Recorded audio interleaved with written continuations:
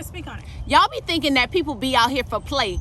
And instead of trying to make everybody fight the same, you need to allow people to really walk in their God-ordained gifts so that the victory could be won. And y'all not comfortable with that. A lot of times people are so hell-bent on pleasing themselves, what feels good to themselves. So I'm going to make you a little mini clone of myself. You know, I want you to come in this direction. I'm going to groom you up for success in this way. The devil is a lie and ain't no truth in him. No, you're not going to groom me up in that way. I'm groomed by God. I was wired very differently. And some of you all, just like David did when he went out to fight Goliath, y'all trying to put this bronze helmet on me, this coat of armor, this sword, and he put it on for a minute and he struggled to walk. He said, I have not been trained in this. I can't go out there and do that. I'm going to lose. You think I can run in this, let alone walk? No, I can't do that. It's time to come out of that cloak and that armor that people have tried to put you in. The church do it a lot of times, and they be Pharisees. Now, some people in the church doing the right thing by God, but it's a lot of people who are so self-righteous and prideful that they want you to come through the ranks like they did. Now, if you have a message of the Lord, then you need to be an ordained minister. No, you got to become a prophet or a prophetess per title of what I give you in order for you to, proclaim the goodness of the Lord. That's just the way it's done. Now, if you want a radio show or you want to be on TV, you got to pipe down now. You got to be a little bit more commercial. Now, I need you to speak in this tone because I don't talk like that. That's not what God had me to do, baby. I got a speakerphone built into my voice. I don't need that. I don't do that. And everybody fights very differently. And I hate when people try to confine you and put this stuff on you. I'm not that. And you're never going to put me with that stuff on because I'm going to start losing the battles. If I start doing what you have me to do, I'm going to lose. If I could keep Christ with me, if I could keep standing in his authority, I'd never lose a battle, and I haven't lost yet because I've been with him. That's how it goes. No, when you in the world and I've been in it, been in the cult organizations, and when God brought me out and showed me in the 7th month of last year, he says, oh, there's a great fall pending for the women of that organization. I put it in the book. The book was released December. Come January, the head of the organization dies, baby. This ain't nothing to be played with. And meanwhile, people losing their soul, and you want me to talk like this. Listen, you guys got to come out because you're going to lose your soul and you're going to die, and I don't want you to die, okay? You better get your behind out there. If you serving the idol, let it go today. Your family is at risk. That precious little baby you done had is at risk. Right now, the curses are beginning to permeate. No, there's plenty of people in the state of Florida. You burying week after week lying sisters. Baby, this stuff is serious out here, and I'm going to spread the cry out. This is a war cry. When you hear my voice and it shakes vibrationally, no different than when God had spoken to the people of Israel in Moses' day. And they say, hold on. No, we don't want to speak to God, Moses. We'll speak with you now. If you have to see God, this ain't going to be like talking to me. So when there's a war at hand, this stuff has been spiritually conceived. No, I'm not going to do like Pastor and Bishop them did. I don't do that.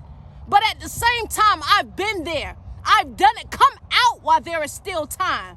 Come on, like I told you, July, God sends a dream to me, tells me what it's going to be. Write the book quickly, publish it quickly. Now, at the end of the day, in January, the president, the head falls. Then many other people in their 30s, they dying day after day. Meanwhile, you got people in the industry, Chris. Right now you should be so much further ahead. You should have this, that, and the third. But at the end of the day, you got to be more commercial. You got to learn to say this differently.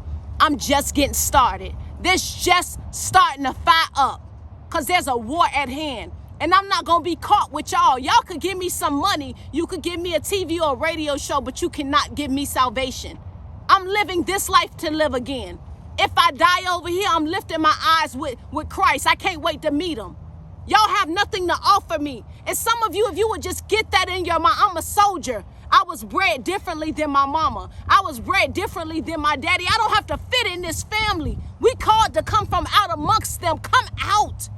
You don't sound like them. Yes, it sounds harsh, but at the end of the day, you saving people. Your delivery have bought deliverance, baby. Don't pipe down now. Don't sell out now.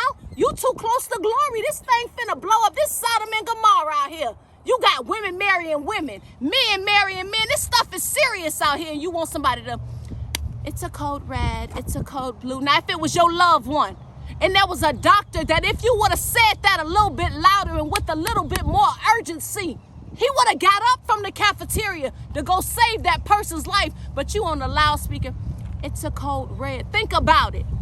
So the next time y'all come and we supposed to be the same color in the same kingdom, but you attack the people who are the mouthpiece of God. Because we don't look how you want us to look. We don't sound how you want us to sound, but deliverance is happening. Come on. Whose side are you on? Satan or Christ? Because you attacking what's inside of the kingdom, no different than with David.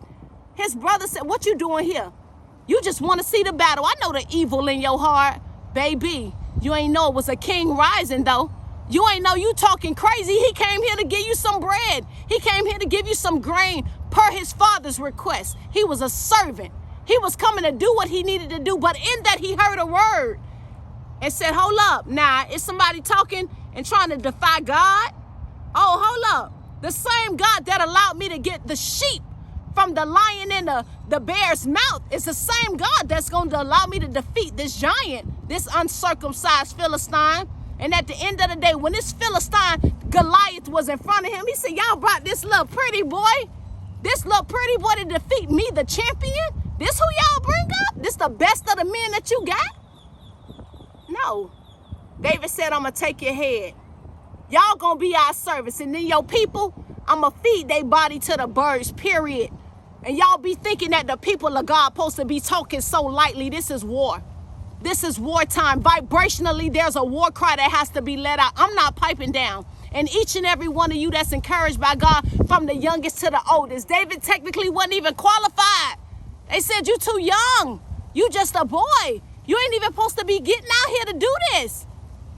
But Saul said, well, may God be with you. Saul himself ain't go, but sent David. Come on. At the end of the day, when all of these people trying to put this stuff up, you better, I don't fight like you. Because if I start fighting like you, that's when I lose. Love you much. Mwah.